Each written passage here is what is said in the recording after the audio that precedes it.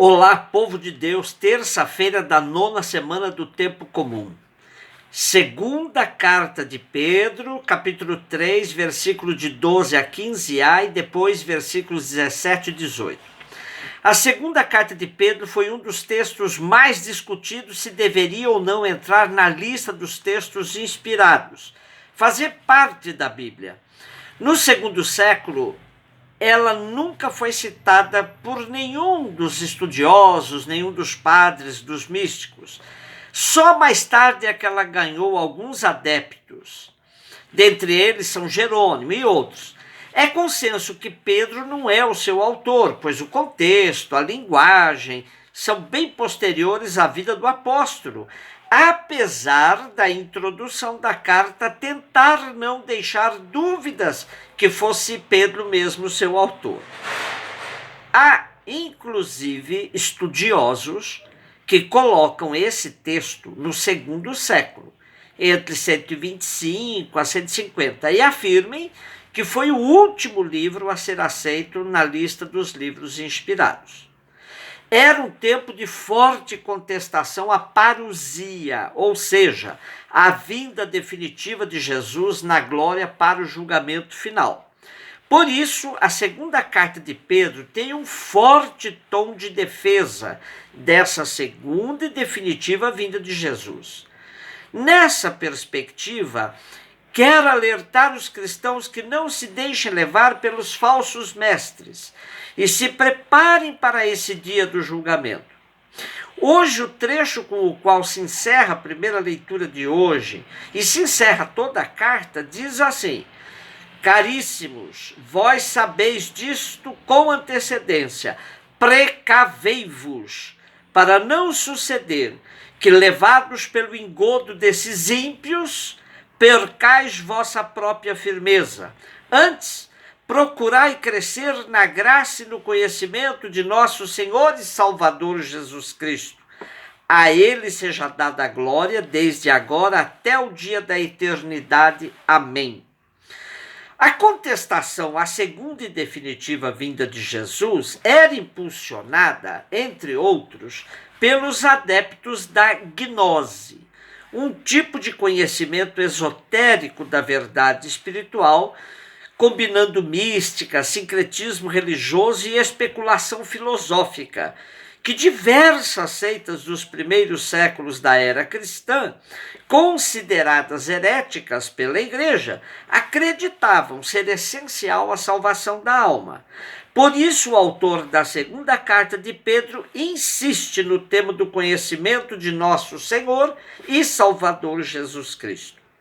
E no trechinho de hoje, temos um reforço à fé nas promessas cristãs de que ainda teremos, depois que os elementos desse mundo forem consumidos pelo fogo, um novo céu, uma nova terra, onde brotará a justiça. Porém, para gozar dessa alegria, é preciso se esforçar para viver numa vida pura, sem mancha e em paz. Em outras palavras, aqueles que fizerem da sua vida um caminho ético, evitando o mal e fazendo o bem, poderão conhecer a salvação. Deveremos contar também com a longanimidade do Senhor, isto é, nossa salvação tem nossa parte, sim, para merecê-la, mas, por outro lado, tem a generosidade de Deus. E no Evangelho de hoje, Marcos 12, de 13 a 17, Marcos é para nós a forma mais antiga do Evangelho que nos é diretamente acessível. Por isso, Mateus e Lucas se servem do Evangelho de Marcos para narrarem as suas versões sobre Jesus. Estaremos lendo os 44 versículos do capítulo 12 de Marcos ao longo desta semana. Vale a pena, como sempre, ler o capítulo todo, que começa com a narrativa dos agricultores assassinos. E vejam que no final desta parábola contada por Jesus em Jerusalém, os sumos sacerdotes, os escribas e os anciãos queriam prender Jesus, pois entenderam que ele tinha contado a parábola com referência a eles. Só não o fizeram por medo da reação da multidão.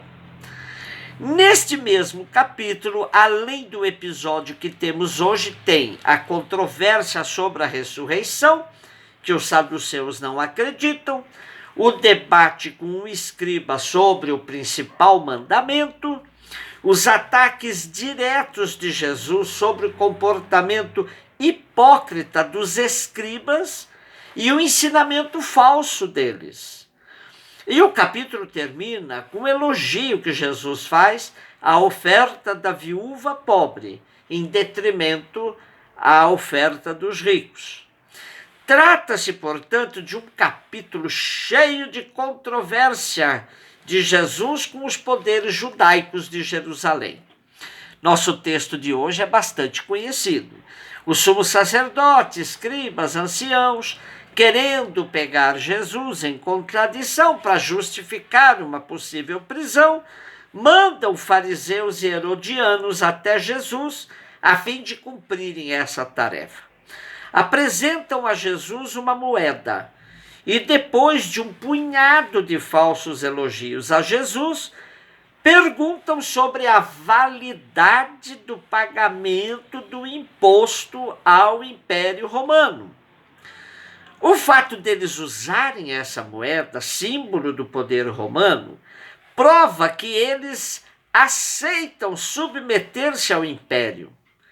Para rejeitar o imposto, teria sido necessário rejeitar todas as formas da presença romana, o que eles não fazem.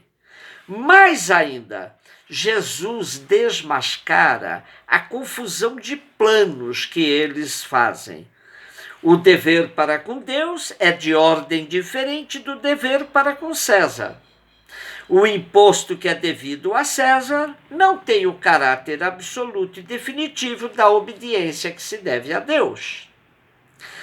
Quando Jesus diz, dai a César o que é de César e a Deus o que é de Deus, em uma palavra, Jesus afirma, César não é Deus. É sabido que César queria que seus súditos fizessem culto a ele, como se fosse um deus. Uma vez mais, a armadilha preparada para Jesus é como se fosse um tiro no próprio pé daqueles que a fizeram. Conhecemos ao longo da história uma série de ditadores que quiseram se colocar no lugar de Deus.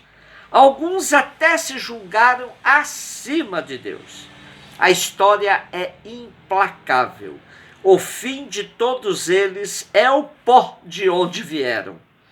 O sistema que criam para manter-se no poder também conhecem seu ocaso. Conhece seu ocaso, pois está centrado em seu personagem, esse falso Deus.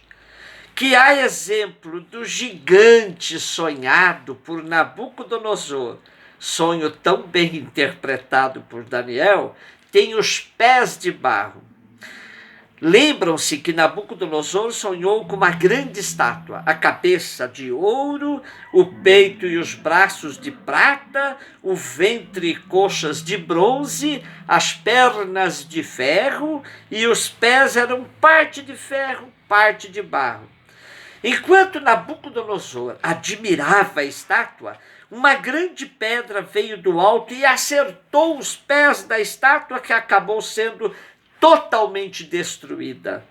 Assim terminam os sistemas autoritários, tão bem descritos pelo escritor uruguaio Eduardo Galeano. Ele diz assim: o sistema. Os funcionários não funcionam. Os políticos falam, mas não dizem. Os votantes votam, mas não escolhem. Os meios de informação desinformam. Os centros de ensino ensinam a ignorar. Os juízes condenam as vítimas. Os militares estão em guerra contra seus compatriotas. Os policiais não combatem os crimes porque estão ocupados cometendo-os. As bancarrotas são socializadas, os lucros são privatizados. O dinheiro é mais livre que as pessoas estão a serviço das coisas. É essa desordem das coisas, dos sistemas totalitários, que Jesus derruba com uma pedra, como caiu o gigante sonhado por Nabucodonosor. Jesus diz claramente: César não é Deus. Um beijo no seu coração.